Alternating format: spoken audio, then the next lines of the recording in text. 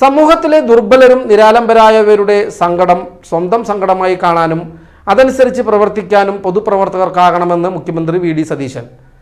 Chandramma Madhavan Nair trust home of your own പദ്ധതിയിൽ നിർമ്മിച്ച വീടുകളുടെ താക്കോൽ ദാനം നിർവഹിക്കുകയായിരുന്നു മുഖ്യമന്ത്രി.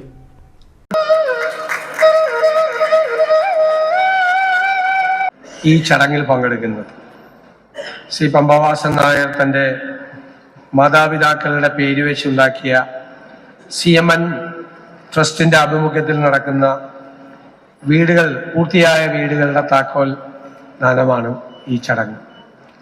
നമുക്കറിയാം, നമ്മുടെ നാട്ടിൽ ഒരുപാട് പേർ ഭൂരഹിതരായ ആളുകളുണ്ട്, ഭവനരഹിതരായ ആളുകളുണ്ട്.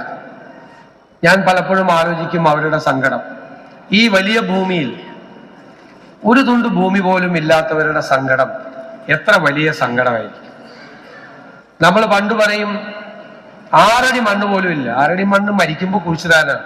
മരിക്കുമ്പോഴല്ല ഭൂമി വേണ്ടത്, ജീവിച്ചിരിക്കുമ്പോഴാണ് വീട് വെക്കാൻ ഒരു ഭൂമി വേണ്ടത്. യഥാർത്ഥത്തിൽ ആ ഭൂമി വേണം. ആ ഭൂമിയിൽ 4 ചുവരുകളും മേൽക്കൂരയുമുള്ള ഒരു വീടുണ്ടാക്കി കുടുംബാംഗങ്ങളെ ചേർത്ത് പിടിക്കാൻ ആഗ്രഹമില്ലാത്തവർ ആരായുള്ളത്? അവർക്കതിന് കഴിയുന്നില്ല. നിസ്സഹായരായ മനുഷ്യർ. നമ്മളത് കണ്ടില്ല എന്ന് നടിച്ചാൽ പിന്നെ എന്താണ് അതിനർത്ഥം? നമ്മൾ പൊതുപ്രവർത്തകരാകുന്ന ആളുകൾ, നമുക്ക് എല്ലാവർക്കും ആർക്ക് വേണമെങ്കിലും നമ്മുടെ വിഷയമല്ലാതെ എന്ന് വിചാരിക്കും. അത് വേറെ ആരുടെയോ വേറെ ഏതോ കുടുംബത്തിലുള്ള ഒരു വിഷയമായി കണക്കാക്കാം. പക്ഷെ യഥാർത്ഥ ഒരു പൊതുപ്രവർത്തകനും നന്മ നിറഞ്ഞ ഒരാൾക്കും അത് കാണാൻ കഴിയില്ല. മറ്റുള്ളവരുടെ സങ്കടം നമ്മുടെ സങ്കടമായി മാറുമ്പോഴാണ് നമുക്ക് ഒരുപാട് സഹായങ്ങൾ ചെയ്യാൻ കഴിയുന്നത്. ശ്രീ പമ്പവാസൻ നായർ അദ്ദേഹം ബിസിനസ് ചെയ്ത് അദ്ദേഹം ധനികനായ ഒരാളാണ്. നമ്മുടെ നാട്ടിൽ ഒരുപാട് ധനികരായ ആളുകളുണ്ട്. ധനികരായ ആളുകൾ പലരും ഇതൊന്നും ചെയ്യുന്നില്ല. ചെയ്യുന്ന നല്ല മനുഷ്യരുണ്ട്.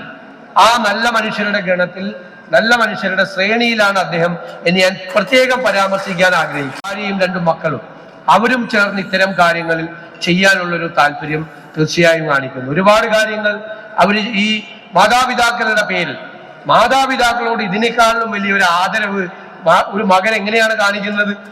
അവരുടെ പേരിൽ ഒരു ട്രസ്റ്റ് ഉണ്ടാക്കി പാവങ്ങളെ സഹായിക്കുമ്പോൾ ആ പാവങ്ങളുടെ പ്രാർത്ഥനകളാണ് ആ മാതാപിതാക്കൾക്ക് കൂടി ലഭ്യമാകുന്നത്.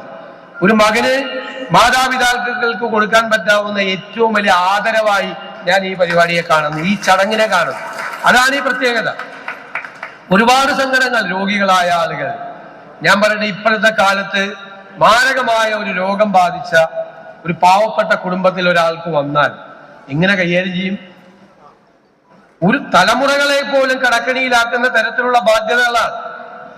എത്രയോ കുടുംബങ്ങളാണ് വീട് പണയപ്പെടുത്തി പോയി ആളെ ചികിത്സിക്കുന്നത്. അവസാനം വീടിൽ നിന്ന് പുറത്തിറങ്ങേണ്ടി വരുന്നു, ജപ്തിയായിട്ട് റോഡിലിറങ്ങേണ്ടി വരുന്നവരുടെ സ്ഥിതി എന്താണ്? ചികിത്സാ ചെലവ് വർദ്ധിച്ചുകൊണ്ടിരിക്കുന്ന ഒരു കാലഘട്ടത്തിൽ, മാരകമായ രോഗങ്ങൾ കൂടുതലായി വർദ്ധിച്ചുകൊണ്ടിരിക്കുന്ന ഒരു കാലഘട്ടത്തിൽ നമുക്കിതിനെല്ലാം നമ്മുടെ കൂടെ കാര്യമാക്കി മാറ്റാൻ നമുക്ക് കഴിയുമ്പോഴാണ് യഥാർത്ഥത്തിൽ ഇത് നല്ല പ്രവർത്തനമാകുന്നത്. അതുകൊണ്ടാണ് ഈ ബഡ്ജറ്റിൽ ഗവൺമെന്റ് വന്ന ഉടനെ വൺ കേരള കരുതൽ മിഷൻ എന്നുള്ളൊരു വലിയ സംരംഭം തുടങ്ങി. വലിയൊരു കോർപ്പസ് അതിനുണ്ടാവും, CSR ഫണ്ടും മറ്റു ഫണ്ടുകളും. ഇതുപോലെ പ്രവർത്തിക്കുന്ന സംഘടനകളുമായി ചേർന്ന് പ്രവർത്തിക്കാനാണ് ഗവൺമെന്റ് ആഗ്രഹിക്കുന്നത്, സർക്കാർ ആഗ്രഹിക്കുന്നത്. അത്തരം സംഘടനകളുമായി ചേർന്ന് പ്രവർത്തിച്ച് അവർക്ക് കൂടി സഹായങ്ങൾ ചെയ്തു കൊടുത്ത് ആരും തനിയെ ആയി പോകരുത്, ആരോരുമില്ലാത്തവരായി ആരും ഉണ്ടാകരുത്. അവരുടെ സങ്കടങ്ങൾ മാറ്റാൻ, ചികിത്സാ ചെലവുകൾ നടത്താൻ ഇപ്പോ ചില കേസുകൾ വരുന്നത് കേട്ടാൽ നമ്മൾ ആകെ വിഷമിക്കും. ഉറങ്ങാൻ പറ്റില്ല നമുക്ക്. അപൂർവമായ രോഗങ്ങൾ ബാധിച്ച കുട്ടികളാണ്. കാരണം വിദേശത്ത് നിന്നാണ് മരുന്ന് കൊണ്ടുവരുന്നത്. ഞാൻ അതിനെക്കുറിച്ച് അന്വേഷിച്ചുകൊണ്ടിരിക്കുകയാണ് ഒരാഴ്ചയായി. ആ മരുന്നുകൾ കേരളത്തിൽ എത്തിക്കാൻ കഴിഞ്ഞാൽ നമുക്കതിന്റെ 10-1 ചെലവാകും. അതിന്റെ കുറയ്ക്കാൻ നമുക്ക് കഴിയും. വേറെ കൂടെ സംവിധാനങ്ങൾ ഏർപ്പെടുത്തി ചെയ്യാം. അങ്ങനെ ഒരുപാട് പ്രയാസപ്പെടുന്ന ആളുകളെ സഹായിക്കാൻ ഇതുപോലുള്ള സംരംഭങ്ങൾ ഉണ്ടാകണം. പഞ്ചായത്ത് മെമ്പർമാരോട്, വാർഡ് മെമ്പർമാരോട് ഞാൻ സാധാരണ പറയും, ഉറക്കത്തിൽ വിളിച്ച് ചോദിച്ചാൽ പറയണം, എന്റെ വാർഡിൽ എത്ര ലിവർ പേഷ്യൻസ് ഉണ്ട്, എത്ര കിഡ്നി പേഷ്യൻസ് ഉണ്ട്, എത്ര ക്യാൻസർ പേഷ്യൻസ് ഉണ്ട്, എത്ര പേര് തളർന്ന് കിടക്കുന്നുണ്ട്, എത്ര ക്യാൻസർ രോഗികളുണ്ട് എന്നൊരു ജനപ്രതിനിധി അറിയണം. നമുക്ക് പല അവസരങ്ങളുണ്ടാവും. ഒരു കാര്യം തീർച്ചയാണ്, ഇത്തരം കാര്യങ്ങളിൽ എൻ്റെ അനുഭവം ഞാൻ പറയാം, ഇത്തരം കാര്യങ്ങളിൽ നമ്മൾ ഒരാളെ, ഒരു കുടുംബത്തെ സഹായിക്കണം എന്ന് നമ്മൾ തീരുമാനിച്ചാൽ അത് നമുക്ക് നിർബന്ധ ബുദ്ധിയോടുകൂടി നമ്മൾ തീരുമാനിച്ചാൽ അത് നമുക്ക് നടപ്പാക്കാൻ കഴിയും. സഹായങ്ങൾ പുറകെ വരും. അങ്ങനെ ഒരു മോശം നാടൊന്നുമല്ല നമ്മുടെ, ഒരുപാട് നല്ല മനുഷ്യരുള്ള നല്ല നാട് കൂടിയാണ് കേരളം. നമുക്കതിന് കഴിയും. ഇത്തരം മാതൃകാ സംരംഭങ്ങൾ അദ്ദേഹം കൃത്യമായ പരിശോധനകൾ നടത്തിയിട്ടാണ് ബെനഫിഷ്യറിയെ, ഗുണഭോക്താവിനെ നിശ്ചയിക്കുന്നത്. ആ മാനദണ്ഡങ്ങൾ നന്നായി നിശ്ചയിച്ച് ഗുണഭോക്താക്കളെ കൃത്യമായ, ഈ പണം നൽകുന്ന ഒരാൾക്ക് രണ്ട് ആഗ്രഹങ്ങളുണ്ട്. ഒന്ന്, അത് കൃത്യമായ ഒരു ഗുണഭോക്താവിനായിരിക്കണം കിട്ടേണ്ടത്, അർഹതയുള്ള ഒരാൾ. രണ്ട്, ഒരാൾ 1000 രൂപ കൊടുത്താൽ അതിൽ 1 രൂപ പോലും നഷ്ടപ്പെടാതെ ഈ ഗുണഭോക്താവിന്റെ കയ്യിലെത്തും. വൺ കേരള കരുതൽ മിഷൻ ഗവൺമെന്റ് പ്രഖ്യാപിച്ചിട്ടുള്ളത് അതാണ്. ഒരു ഡോണർ കൊടുക്കുന്ന പൈസയുടെ 1 രൂപ പോലും ചെലവുണ്ടാവില്ല. ചെലവുകളെല്ലാം ഗവൺമെന്റ് വഹിക്കും. അത് ആ ബെനഫിഷ്യറിയുടെ കയ്യിലെത്തും. പുതിയ ആധുനികമായ സംവിധാനങ്ങൾ ഉപയോഗിച്ചുകൊണ്ട് താൻ പണം കൊടുത്ത ഈ ബെനഫിഷ്യറി, ഗുണഭോക്താവ് അർഹനാണോ അല്ലയോ എന്ന് പരിശോധിക്കാൻ, അയാളുടെ ജീവിതം എന്താണ്, എങ്ങനെയാണ് എന്ന് പരിശോധിക്കാനുള്ള ഡാഷ്ബോർഡ് ഉൾപ്പെടെയുള്ള സംവിധാനങ്ങൾ ഞങ്ങൾ ഏർപ്പെടുത്താൻ ആഗ്രഹിക്കും. അപ്പൊ ഡോണർമാർക്ക് താൻ കൊടുത്ത പണം കൃത്യമായി അവിടെ എത്തിയിട്ടുണ്ട്, അത് കൃത്യമായ അർഹതയുള്ള ഗുണഭോക്താവിന്റെ കയ്യിലാണ് എത്തിയിരിക്കുന്നത് എന്ന് ഉറപ്പുവരുത്തിയാൽ അവർ കൂടുതൽ കാര്യങ്ങൾ ചെയ്യും. പിന്നെയും അവർക്ക് ചെയ്യാതെ വരും. ആ സംവിധാനം കൂടി കേരളത്തിൽ ഏർപ്പെടുത്തും എന്ന് മാത്രം പറഞ്ഞുകൊണ്ട് ശ്രീ പമ്പാവാസൻ നായരെയും കുടുംബാംഗങ്ങളെയും CMN ട്രസ്റ്റിന്റെ മറ്റു പ്രവർത്തകരെയും എല്ലാവരെയും ഞാൻ ഒരിക്കൽ കൂടി അഭിനന്ദിക്കുന്നു. സഹജീവികളുടെ ഇല്ലായ്മകളെ പരിഗണിച്ചു മാത്രം ജീവിക്കുവാൻ കഴിയുന്ന നല്ല മനുഷ്യരാണ് സമൂഹത്തെ പ്രസക്തമാക്കുന്നത്. അങ്ങനെയുള്ളവരുടെ മികച്ച ശ്രേണിയിലാണ് CMN trust chairman Pampavasan Nair എന്നും മുഖ്യമന്ത്രി പറഞ്ഞു. ഇതുപോലുള്ള സംഘടനകളുമായി സഹകരിച്ച് പ്രവർത്തിക്കുവാൻ സർക്കാർ ആഗ്രഹിക്കുന്നു. കോടികൾ വിലയുള്ള മരുന്നുകൊണ്ട് മാത്രം സുഖപ്പെടുന്ന മാരക രോഗങ്ങൾ ബാധിച്ച കുട്ടികളടക്കമുള്ളവരുണ്ട്. അവർക്കുള്ള മരുന്നടക്കം വിദേശത്തു നിന്നും എത്തിക്കണം. സർക്കാരിന് സാധിക്കാത്ത സംഗതികളിൽ കമ്പനികളുടെ CSR ഫണ്ടടക്കം പ്രയോജനപ്പെടുത്താനാകുമോ എന്നാണ് ആലോചിക്കുന്നത്. സ്വന്തം മാതാപിതാക്കളുടെ പേരിൽ ട്രസ്റ്റ് രൂപീകരിച്ച് പുണ്യപ്രവർത്തനങ്ങൾ നടത്തുന്നത് അവർക്ക് കൊടുക്കാവുന്ന ഏറ്റവും വലിയ ആദരവാണ്. 6 അടി മണ്ണ് മരിക്കുമ്പോഴല്ല, ജീവിച്ചിരിക്കുമ്പോഴാണ് വേണ്ടത്. അതുപോലുമില്ലാത്തവർക്ക് വീടും സ്ഥലവും നൽകുക വഴി CMN ട്രസ്റ്റ് സമൂഹത്തിന് മാതൃകയാകുകയാണ്.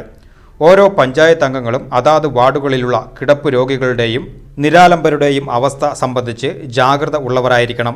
യഥാസമയത്ത് സഹായമെത്തിക്കുവാൻ CMN ട്രസ്റ്റ് പോലുള്ള സംഘടനകളുമായുള്ള സഹകരണം സഹായിക്കുമെന്നും മുഖ്യമന്ത്രി കൂട്ടിച്ചേർത്തു. എടുത്ത തീരുമാനങ്ങൾ എന്ത് പ്രതിബന്ധം വന്നാലും നിശ്ചയദാർഢ്യത്തോടെ നടപ്പാക്കുന്ന മുഖ്യമന്ത്രി കേരളത്തിൻ്റെ പ്രതീക്ഷയാണെന്ന് CMN ട്രസ്റ്റ് ചെയർമാനും ഗൾഫ് വ്യവസായിയുമായ പമ്പാവാസൻ നായർ അധ്യക്ഷ പ്രസംഗത്തിൽ പറഞ്ഞു. ഭവന പദ്ധതി അടക്കമുള്ള സഹായ പ്രവർത്തനങ്ങളുമായി മുന്നോട്ടു പോകാൻ ട്രസ്റ്റിന് സാമൂഹിക പ്രവർത്തകർ ഒന്നടങ്കം നൽകുന്ന പിന്തുണ പ്രചോദനമാണെന്നും അദ്ദേഹം വ്യക്തമാക്കി. 13 കുടുംബങ്ങൾക്ക് പുതിയ വീടുകളുടെ താക്കോലുകൾ മുഖ്യമന്ത്രിയും മന്ത്രിമാരും MLAമാരും സമ്മാനിച്ചു. ട്രസ്റ്റ് പുതിയതായി നിർമ്മിച്ചു നൽകുന്ന 10 വീടുകളുടെ ധാരണാപത്രവും ചടങ്ങിൽ വിതരണം ചെയ്തു. പൊതുവിദ്യാഭ്യാസ ന്യൂനപക്ഷ ക്ഷേമ വകുപ്പ് മന്ത്രി N. ഷംസുദ്ദീൻ, പട്ടികജാതി പട്ടികവർഗ പിന്നോക്കക്ഷേമ മന്ത്രി KA തുളസി, MLAമാരായ M. Vincent, P. Mammikutty, advocate K. Premkumar, VT Balram, BJP മുൻ സംസ്ഥാന പ്രസിഡന്റ് PK കൃഷ്ണദാസ്, ട്രസ്റ്റി കല പമ്പാവാസൻ എന്നിവർ സംസാരിച്ചു. CMN ട്രസ്റ്റി വിഘ്നേഷ് പമ്പാവാസൻ സ്വാഗതവും മാനേജർ സന്തോഷ് കയറാട്ട് നന്ദിയും പറഞ്ഞു. പ്രണവും ശശിയും സംഘവും അവതരിപ്പിച്ച നാടൻപാട്ട് അവതരണവും രാജേഷ് കലേഷിൻ്റെ മാജിക് ഷോയും അനുബന്ധമായി നടന്നു.